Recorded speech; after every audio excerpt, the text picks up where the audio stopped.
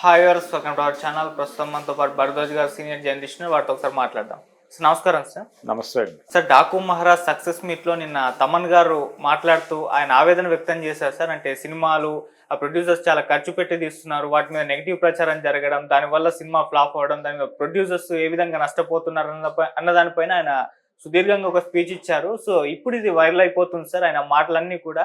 మరి మీరు ఆ మాటలను ఏ విధంగా చూస్తారు? దాని పట్ల చిరంజీవి గారు కూడా స్పందించారు. సో ఆయన అప్లాస్ కూడా చేశారు తమ్మన్ గారిని. మరి ఆయన మాటల్ని మీ ఒపీనియన్ సార్ ఆయన మాటలపైన? అంటే సినిమా బాగుంటే దాని పద్ధతి వేరు. సినిమా బాలేదు అన్నప్పుడు సినిమా బాలేదు అని చెప్పడం విమర్శ. అయితే ఈ విమర్శ స్వీకరించి కరెక్షన్ చేసుకోవటం అనేది జరుగుతుంది. తప్పులు చేయకుండా ఎవరు ఉండరు. ఒక అంచనా వేసినప్పుడు ఆ అంచనా ఒకసారి మిస్ఫైర్ అవుతుంది. సినిమాల విషయంలో జరిగేది అదే. అంటే హిట్ సినిమా తీసినటువంటి డైరెక్టర్ కూడా ఫ్లాప్ సినిమా తీస్తాడు. ఇది ఎలా జరుగుతుందంటే ఒక జోక్ చెప్తాను నేను. ముళ్ళపూడి వెంకటరమణ గారు ఒక ప్రొడక్షన్ హౌస్లో స్క్రిప్ట్ రాస్తున్నాడు ఒక సినిమాకి. ఆ ప్రొడ్యూసర్ గారు అప్పటికి వరుసగా 3 పెద్ద హిట్స్ తీశాడు. ఎవరో కాదు, సత్యచిత్ర బ్యానర్లో స్క్రిప్ట్ రాస్తున్నాడు ఈయన కొత్తల్లుడు అనే సినిమాకి. పర్వతనేని సాంబశివరావు గారు డైరెక్టర్. ఈ సత్యచిత్ర బ్యానర్ ప్రొడ్యూసర్ గారు అయినటువంటి సూర్యనారాయణ గారు, సత్యనారాయణ గారు వాళ్ళు కూర్చుని ఉన్నారు. కూర్చుని ఉండగా పేపర్లో ఏదో ఒక సినిమా గురించినటువంటి అడ్వర్టైజ్మెంట్ వచ్చింది. ఆ సినిమా ఫ్లాప్ అయింది. చాలా క్యాజువల్గా సత్యనారాయణ గారు, రమణ గారు ఈ ఫ్లాప్ సినిమాలు ఎలా తీస్తారండి అన్నట్టు ఆయన. ఎందుకంటే ఆయనకి అంతకుముందు ఫ్లాపులు లేవు. అడవిరాముడు అనే పెద్ద హిట్ తీశాడు ఆయన. దాని తర్వాత కుమార్ రాజా అనేటువంటి కృష్ణతో తీసిన సినిమా కూడా పెద్ద విజయం సాధించింది. అలా హిట్ల మీద ఉన్నాడు ఆయన. ఈ ఫ్లాప్ సినిమాలు ఎలా తీస్తారండి అన్నప్పుడు రమణ గారు నవ్వేసి ఊరుకున్నాడు. కానీ ఆయన మనసులో అనుకున్నాడట. ఏమనుకున్నాడు ఆయన? ఏమిటి ఇలా అడిగాడు ఈయన అనుకున్నాడు.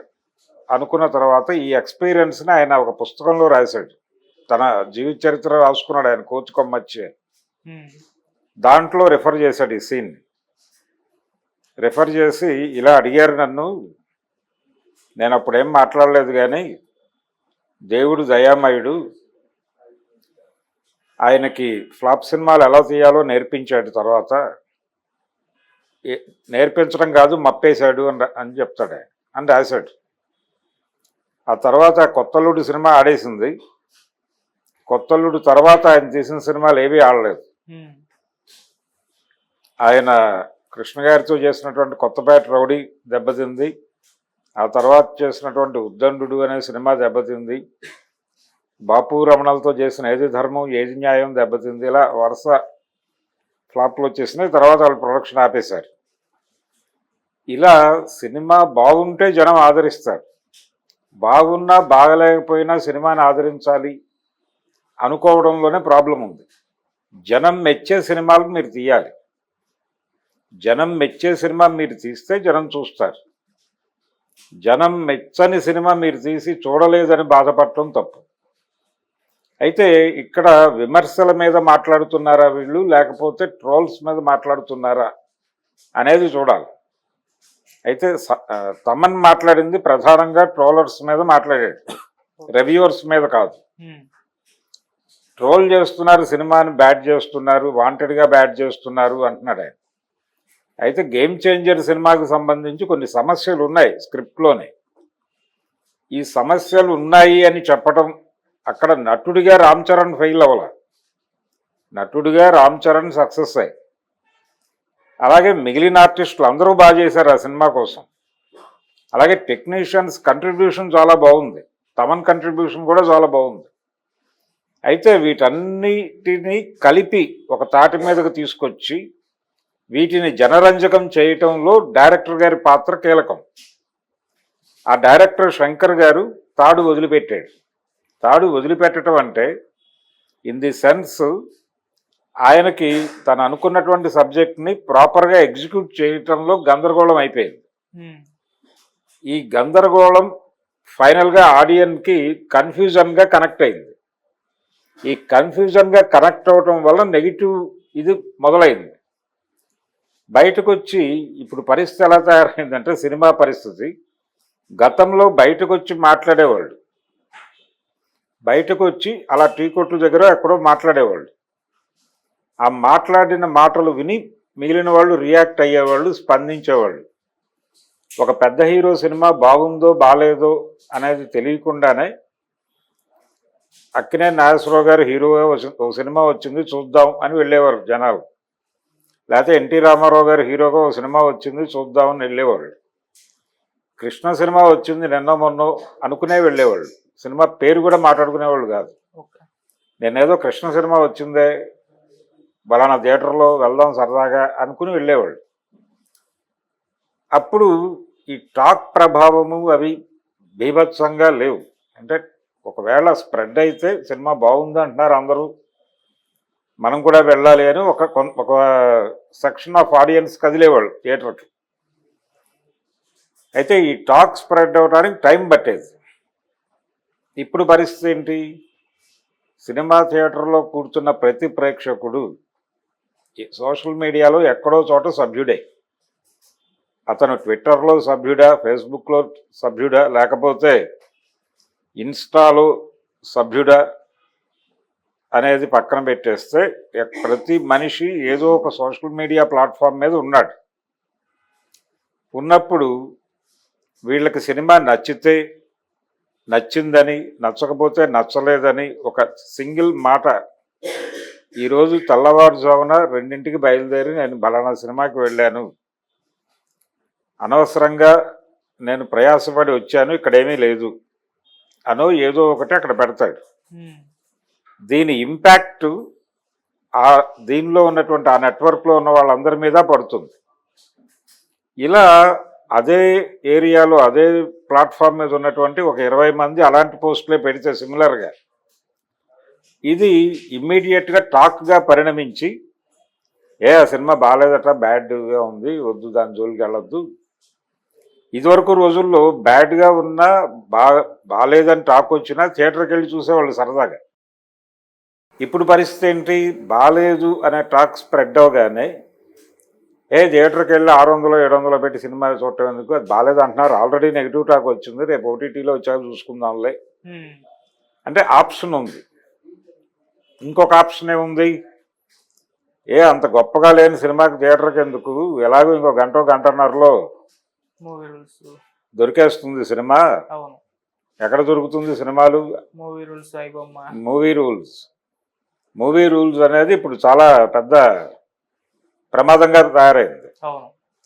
అక్కడ దొరికేస్తుంది సినిమా అనుకుంటున్నారు. దాంతో ఏమవుతుంది? థియేటర్కి వెళ్ళే వాళ్ళ సంఖ్య తగ్గిపోతుంది. థియేటర్ దగ్గర ఎప్పుడైతే మీకు అక్కడ టికెట్లు తగలేదో అది బాక్స్ ఆఫీస్ రిజల్ట్గా బయటకు వస్తుంది.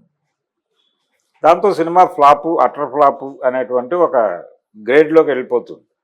ఇది సినిమాని కిల్ చేయటం. ఇదే జరిగింది గేమ్ చేంజర్కి. అంటే ఏ సినిమాకైనా ఇదే ప్రమాదం సంభవిస్తుంది. ఈ ప్రమాదం సంభవించటం వల్ల ఏం జరుగుతుంది? ఇప్పుడు ఈ సినిమాని బ్యాడ్ చేయటంలో చాలా డబ్బులు ఖర్చు అయ్యాయి అనేటువంటి మాట ఒకటి వినిపిస్తోంది. 4 నుంచి 5 కోట్లు ఖర్చు అయ్యాయి. కొంతమంది హీరోల అభిమానులు వాంటెడ్గా దీన్ని బ్యాడ్ చేశారు అని కూడా మాట్లాడుతున్నారు. ఇవన్నీ కూడా ఈ జరిగినటువంటి నష్టాన్ని మానసికంగా రికవర్ అవటానికి ఓదార్పు మాటలే. ఎవరో బ్యాడ్ చేశారు, ఎవరో ఏదో చేస్తే ఈ సినిమాలు అయిపోయింది. ఇప్పుడు జనరల్గా తల్లిదండ్రులు పిల్లలు చెడు మార్గంలో వెళ్తున్నప్పుడు స్నేహితులని నిందిస్తారు. వీడి ఫ్రెండ్స్ ఎక్కువైపోయి ఇలా పాడైపోయాడు అన్న పద్ధతిలో మాట్లాడతారు. అంటే ఇతను ఇంకో చోట ఫ్రెండ్ అయి ఉంటాడు, ఆ ఇంట్లో ఇతని గురించి అలాగే మాట్లాడుకుంటారు. అలాంటిదే ఇది కూడా. అంటే మా బిడ్డ మంచిదే, కానీ మా బిడ్డని బ్యాడ్ అంటున్నటువంటి ప్రపంచంలోనే లోపాలు ఉన్నాయి అని మాట్లాడుకోవటం.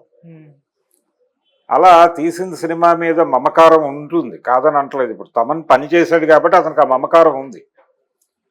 కానీ హోల్సమ్గా సినిమా ఆడియన్ని ఎంగేజ్ చేయగలిగిందా అంటే ఎంగేజ్ చేయలేదు. ఇది ఎవరో చెప్పడం కాదు, థియేటర్లోంచి వచ్చిన సాధారణ ప్రేక్షకుడు కూడా సినిమా ఏమిటో అర్థం కాలేదు అని అన్నారు.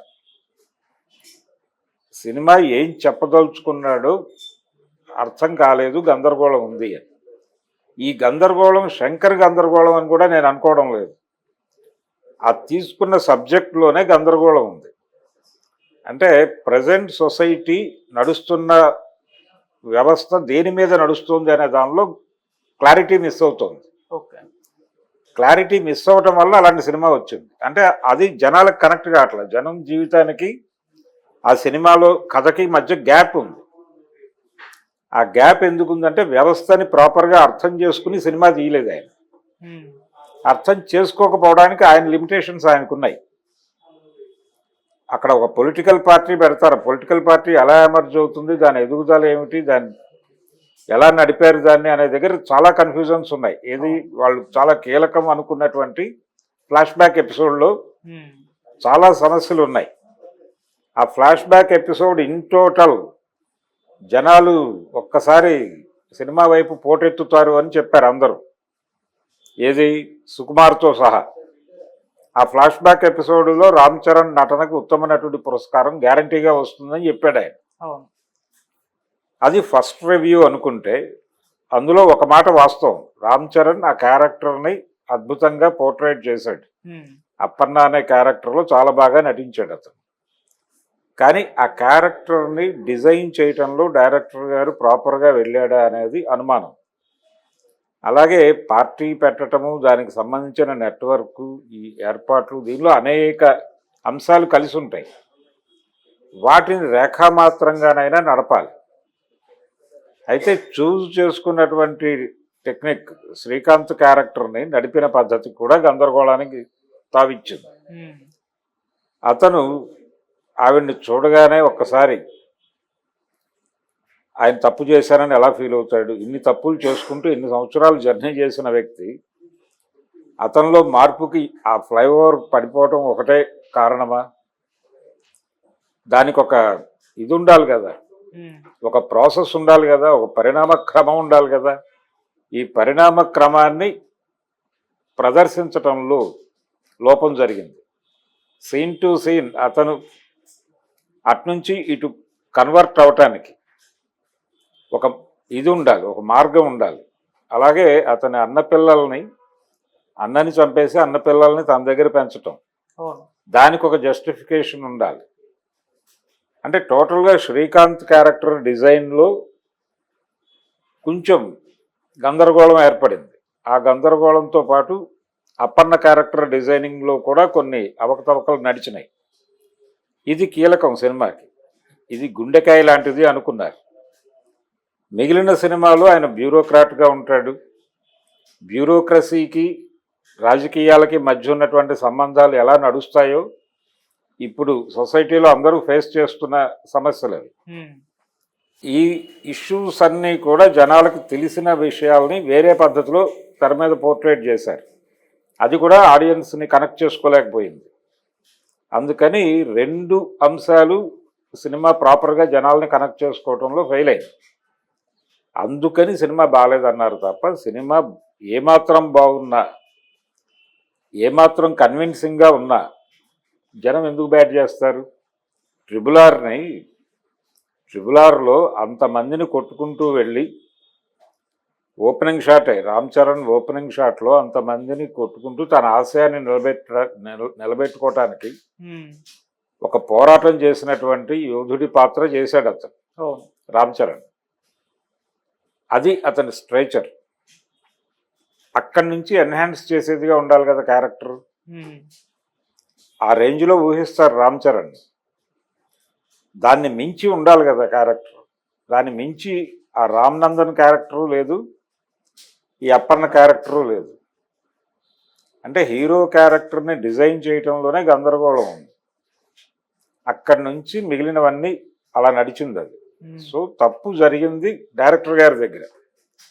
దిల్ రాజు గారు ఒక మాట అన్నారు ఒక ఇంటర్వ్యూలో, జనరల్గా శంకర్ లాంటి డైరెక్టర్లతో ఒక కరెక్షన్ చెప్పడం కానీ అలాంటివి చెప్పడం కొంచెం ఇబ్బందికరమే, అయినప్పటికీ ఆయన నన్ను కొంతమేర అలౌ చేశారు అన్నాడు. అంటే ప్రొడ్యూసర్ల పరిస్థితి ఏమిటి డైరెక్టర్ల దగ్గర అనేది మనకు అర్థమవుతుంది ఆ డైలాగ్లో. ఈ పరిస్థితి దిల్ రాజు గారు ఓపెన్గా చెప్పాడు, కానీ చాలామంది ఈ పెద్ద నిర్మాతల పరిస్థితి అదే. పెద్ద సినిమాలు తీస్తున్న నిర్మాతలు అందరూ కూడా, అంటే సినిమా నిర్మాణమే రివర్స్లో మొదలైంది. గతంలో ప్రొడ్యూసర్ కథ డిజైన్ చేసుకుని ప్రొడ్యూసర్ కథ మీద కమాండ్తో డైరెక్టర్ని నియమించుకునేవాడు, డైరెక్టర్ దానికి ఎన్హాన్స్మెంట్ ఇచ్చేవాడు, అప్పుడు హీరో దగ్గరికి వెళ్ళేది కథ. ఇప్పుడేమవుతోంది, డైరెక్టర్లు వాళ్ళే కథలు డిజైన్ చేస్తున్నారు, హీరోలకు చెప్తున్నారు, హీరో ఓకే అంటే నా దగ్గర కథ ఉంది, హీరో ఉన్నాడు అని ప్రొడ్యూసర్ని తీసుకొస్తున్నారు. దీంతో ప్రొడ్యూసర్ రోల్ ఏమవుతోంది, కేవలం ఫైనాన్సర్గా మారిపోయాడు ప్రొడ్యూసర్. ప్రొడ్యూసర్ వేరు, ఫైనాన్సర్ వేరు, కానీ ఫైనాన్సర్ని ప్రొడ్యూసర్ అంటున్నాం మనం. ఇది కాన్ఫ్లిక్ట్. ఎప్పుడైతే ఈ రివర్స్లో జరిగిపోయిందో ప్రొడ్యూసర్ మాట డైరెక్టర్ వింటాం అనేది పోయింది. డైరెక్టర్ గారు చెప్పింది ప్రొడ్యూసర్ వినాల్సిన పరిస్థితి. ఈ గందరగోళం ఉంది అక్కడ అనేది ఆయన మాటల్లో ఎస్టాబ్లిష్ అయింది. చాలామంది బయటకు చెప్పుకోవడానికి ఇబ్బంది పడుతున్నారు. ఇటువంటి కండిషన్లో ఇండస్ట్రీ ఉన్నప్పుడు డైరెక్టర్ని అనివార్యంగా నిందించాల్సి ఉంటుంది ఒక ప్రాజెక్ట్ ఫెయిల్ అయినప్పుడు. అందుకని శంకర్ని టార్గెట్ చేస్తూ చాలా మీమ్స్ నడిచినాయి. ఆయన కూడా తర్వాత ఎక్కడ కనబడలేదు బయట. పైగా ఇది తనకి రీలాంచ్ మూవీ అన్నాడు ఆయన. ఈ సినిమా తర్వాత ఈ సినిమాలో పాత శంకర్ని చూస్తారు అని చెప్పాడు. పాత శంకర్ అంటే అక్కడే ఆగిపోయాడు శంకర్ అనే సెన్స్ అని జనాలకి సినిమా చూశాక అర్థమైంది. ఓకే, శంకర్ అక్కడే ఆగిపోయాడు, ఆ ఆగిపోయిన శంకర్ని మళ్ళీ చూడబోతున్నాం మనం, అందుకని పాత శంకర్ అన్నాడు అనే విషయం సినిమా చూసిన తర్వాత కానీ ఎవరికీ అర్థం కాలేదు. ఈ బాధని బయటకు వచ్చి పంచుకున్నారు. 400 కోట్లతో సినిమా చేసినటువంటి నిర్మాత గారి బాధే కాదంటలేదు. 600 పెట్టి టికెట్ కొనుక్కున్న ప్రేక్షకుడి బాధ కూడా బాధే. ఈ బాధ గొప్పది, ఈ బాధ చిన్నది అనుకోవడానికి లేదు. తన కొడుకు సినిమా ఫ్లాప్ అయినందుకు చిరంజీవి గారికి బాధ ఉంది. అలాగే తన కెరియర్లో ఒక్కసారి చూసుకుంటే ఆయనకు కూడా ఫెయిల్యూర్స్ ఉన్నాయి. ఆ ఫెయిల్యూర్స్ ఎందుకు వచ్చాయో ఆయనకు ఒక స్టడీ ఉండేది ఆ రోజుల్లో. ఫెయిల్యూర్ రాకుండా ఎలా జాగ్రత్త తీసుకోవాలో కూడా తీసుకున్నాడు ఆయన. కరెక్షన్ చేసుకుంటూ తన కెరియర్ని నడుపుకున్నాడు ఆయన. అది ఒక్కసారి ఆయన గుర్తు చేసుకోగలిగితే, అంటే ఈ మధ్య ఒక ఎన్ఆర్ఐ ఫంక్షన్లో మాట్లాడుతూ ఆయన ఒక విషయం చెప్పాడు చిరంజీవి గారు. తను ఎన్టీఆర్ గారితో చేసినటువంటి తిరుగులేని మనిషి అనేటువంటి సినిమా ఫ్లాప్ అయింది. దేవి ప్రసాద్ గారు ప్రొడ్యూసర్ ఆ సినిమాకి, అది కూడా ఆయనే చెప్పాడు. ఆ సినిమా ఫెయిల్ అయింది. ఆ ఫెయిల్ అయిన తర్వాత దానికి ప్యారలల్గా ఇంకో సినిమా నడుస్తుంది ఎన్టీఆర్ది. ఇది ఏప్రిల్లో రిలీజ్ అయితే అది అక్టోబర్లో రిలీజ్ అయింది, కొండవీటి సింహం. ఈ కొండవీటి సింహము తిరుగులేని మనిషి రెండు ప్యారలల్గా నడుస్తున్నాయి. అది రోజా మూవీస్ అర్జున్ రాజు గారి సినిమా, ఇది దేవి వరప్రసాద్ సినిమా. ఈ రెండు సినిమాలు షూటింగ్స్ ఒకే టైంలో జరిగినవే దాదాపుగా, కొంచెం అటు ఇటుగా. ఈ సినిమాకి కూడా చిరంజీవి బుక్ అయి ఉన్నాడు. ఈ సినిమాకి వాళ్ళు అడ్వాన్స్ ఇచ్చున్నారు, ఈయన అంతా ప్రిపేర్ అయి ఉన్నాడు, డేట్స్ ఇచ్చేసాడు, అంతా అయిపోయింది. షూటింగ్కి పిలుపు రాలేదు. ఎందుకు రాలేదు అని అడిగితే, లేదు నువ్వు ఆ సినిమా దెబ్బతింది కాబట్టి సెంటిమెంట్గా నువ్వు ఉంటే దెబ్బతింది అనే పద్ధతిలో నిన్ను పక్కన పెట్టేసి వేరే నటుడిని తీసుకున్నారు అని చెప్పాడు. ఎవరో కాదు, ఆ నటుడు మోహన్ బాబే. మోహన్ బాబుతో రీప్లేస్ చేశారు అక్కడ.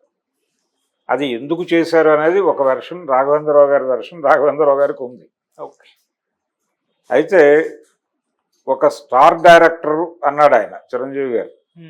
ఒక స్టార్ డైరెక్టరు నన్ను తీశారు ఆ సినిమాలో, తర్వాత అదే డైరెక్టర్ గారితో నేను చాలా హిట్లు ఇచ్చాను అని చెబుతూ, ఆ డైరెక్టర్ గారు ఎన్టీఆర్తో ఎన్ని హిట్స్ తీశారో దానికంటే ఎక్కువ హిట్స్ నాతో తీశారు అన్నాడు అని చాలా ప్రౌడ్గా చెప్పుకున్నాడు. అది వాస్తవం కూడా.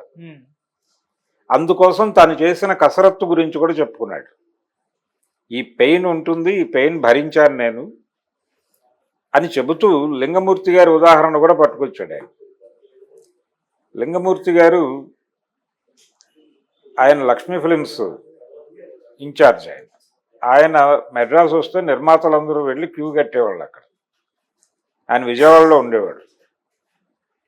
ఆయన ఆఫీస్ దగ్గర ప్రొడ్యూసర్లు ఉండేవారు. అంటే ఎలా ఉండేదంటే ఆయన ప్రభ వెలిగినటువంటి దశ అది. ఆయన అపాయింట్మెంట్ కోసం చాలామంది తహతాలాడేవారు. రాత్రిపూట కల్లోకి వచ్చేవాడు ఆయన. అలాంటి లింగమూర్తి గారి దగ్గరికి ప్రొడ్యూసర్లు వెళ్ళి ఫలానా హీరోతో సినిమా చేస్తున్నాం, మీరు డబ్బులు పెడతారా అని 83 అంటే రామారావు గారు వెళ్ళిపోయిన తర్వాత దశ అడిగితే లింగమూర్తి గారు అన్నారట, లేదయ్యా,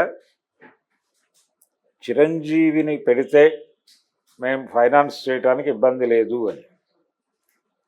అదేంటండి, అంతకంటే పెద్ద హీరో గురించి మేము మాట్లాడుతున్నామంటే, లేదు ప్రజెంట్ జనరేషన్ చిరంజీవికి కనెక్ట్ అవుతున్నారు, అందుకని అతని మీద డబ్బులు పెట్టడం సేఫ్ అనుకుంటున్నాను నేను. అందుకని చిరంజీవికి పనికొచ్చే కథ ఏదన్నా పట్టుకొస్తే నేను మీరు చెప్పిన దాన్ని కన్సిడర్ చేస్తాను, లేదంటే గనక వేరే పద్ధతిలో మాట్లాడదాం అని 2-3 ప్రొడ్యూసర్లతో ఆయన అనగా వాళ్ళు చెప్పగా ఈయన విన్నాడట. ఓకే, ఇలా లింగమూర్తి గారు చెప్పడం అనేది చాలా గొప్ప సర్టిఫికెట్ నా జీవితంలో అని చెప్పారు. ఖైదీ తర్వాత అయి ఉండొచ్చేది. ఇది అలా గర్వపడ్డాడు ఆయన.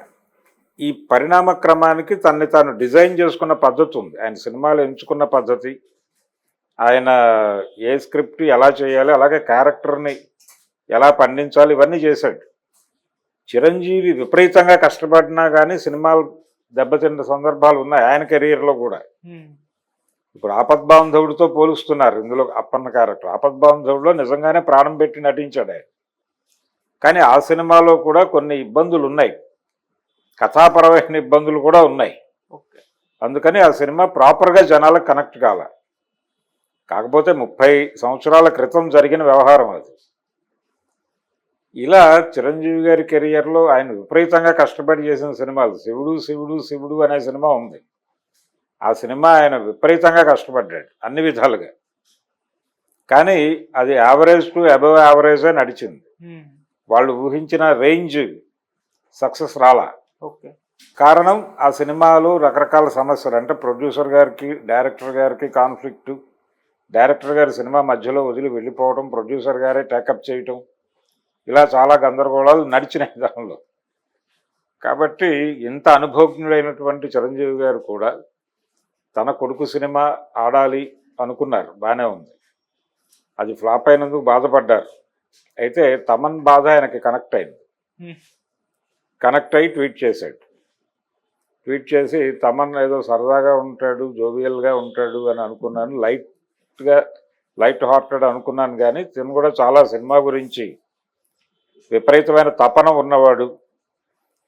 ఒక సినిమా దెబ్బతింటే దాని గురించి బాధపడేటువంటి హృదయం ఉంది తనకి అనేది నాకు ఇప్పుడు అర్థమైంది అని ఒక రకంగా తనకి తమన్ మాటలు ఓదార్పుగా ఆయన స్వీకరించాడు. స్వీకరించి తమన్ని అభినందిస్తూ ఆయన ట్వీట్ చేశాడు. అయితే తమన్కి కానీ చిరంజీవి గారికి కానీ తాత్కాలికమైన పెయిన్ ఇది. కొంచెం వాళ్ళు ఇన్నర్ సెన్స్తో ఆలోచిస్తే వాళ్ళకి అర్థమవుతుంది ఈ సినిమా ఎందుకు దెబ్బతింది అని, తెలుసు వాళ్ళకి స్పష్టంగా. అయితే ఏం చేయలేని పరిస్థితి. తమన్కి క్లారిటీ ఉంటుంది. కానీ ట్రోల్స్ జరుగుతున్నాయంటే ఈ ట్రోల్స్కి ఊతం ఇచ్చింది ఏమిటి, బయటకు వచ్చిన ప్రేక్షకుడి అభిప్రాయం. ఆ అభిప్రాయం ప్రాతిపదికగానే ట్రోల్స్ నడిచినాయి. దీని వెనకాల ఇతర హీరోల అభిమానులు ఉన్నారా అంటే ఉంటారు.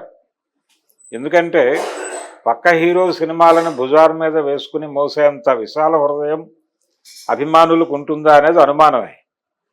అభిమానం అనేది ఇంకొకరిని అంగీకరించకపోవడం, ఇంకొకరిని అంగీకరించని పరిస్థితుల్లో కొంతమంది హీరో అభిమానులు ఉన్నారు.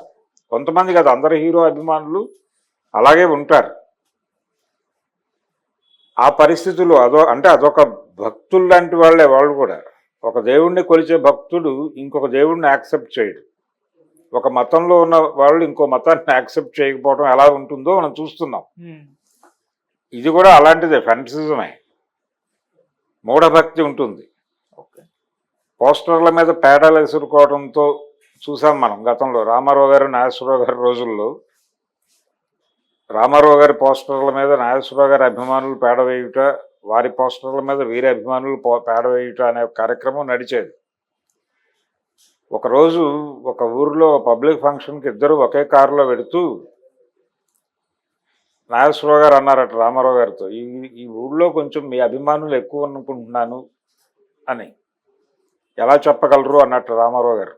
అంటే దాదాపుగా నా పోస్టర్లు అన్నిటి మీద పేడ ఉంది ఇప్పుడు చూశాను నేను అన్నట్టే, చాలా కూల్గా. అంటే ఆయన నవ్వి ఊరుకున్నాడట. అది పరిస్థితి. అంటే ఈ అభిమానులు జరుపుతున్నారు ఈ పని. అయితే ఇక్కడ చిరంజీవి గారు కానీ తమన్ కానీ పట్టించుకొని చేయాల్సిన పని ఏంటంటే, చిరంజీవి గారు సీరియస్గా తీసుకోవాల్సిన విషయం ఏంటంటే, ఈ సినిమా ఇంకో ప్లాట్ఫామ్ మీద అవైలబిలిటీ రావటం, అలాగే దాని video quality, video high quality video బయటకు వచ్చింది, హెచ్డి వీడియో బయటకు వచ్చింది. ఆ హెచ్డి వీడియోనే బస్సుల్లో ప్లే అయింది.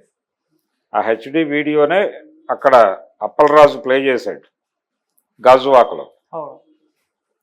ఇది ఎలా జరిగింది అనే దాని మీద కొంచెం దృష్టి పెట్టి ఇండస్ట్రీ పెద్దలని అందరినీ కూర్చోబెట్టి దీన్ని కంట్రోల్ చేయటంలో కనుక శ్రద్ధ పెడితే, పెద్ద హీరోల సినిమాలు దెబ్బతిన్నప్పటికీ థియేటర్కి జనాలు వస్తారు. మీకు ఎప్పుడైతే టాక్ బ్యాడ్ అయ్యి ఇక్కడ అవైలబిలిటీ ఉందో ఇటువైపు మొగ్గుతారు. ఇటువైపు మొగ్గటం అనేది కంట్రోల్ చేయండి. మీరు చేస్తే అటువైపు వెళ్తారు. వెళ్ళినప్పుడు మొదటి రోజు ఆడియన్స్కి నచ్చకపోవచ్చు, ఎందుకంటే వాళ్ళు హై ఎక్స్పెక్టేషన్స్తో వస్తారు. మూడో రోజు, నాలుగో రోజు వచ్చేటువంటి వాళ్ళకి నచ్చచ్చు సినిమా. వాళ్ళు మామూలు అంచనాలతో ఉంటారు, కొంత బ్యాడ్ విని వచ్చి ఉంటారు. కాబట్టి మరీ అంత దుర్మార్గంగా లేదు సినిమా అంటే దాని ఇంపాక్ట్ పడి ఇంకొంతమంది వస్తారు కదా థియేటర్కి. సో మీ సినిమాలను రిపేర్ చేసుకోవడానికి ముందు దాన్ని ఇతర ప్లాట్ఫామ్స్లోకి స్ప్రెడ్ కాకుండా కంట్రోల్ చేసుకోవాల్సిన అవసరం ఉంది.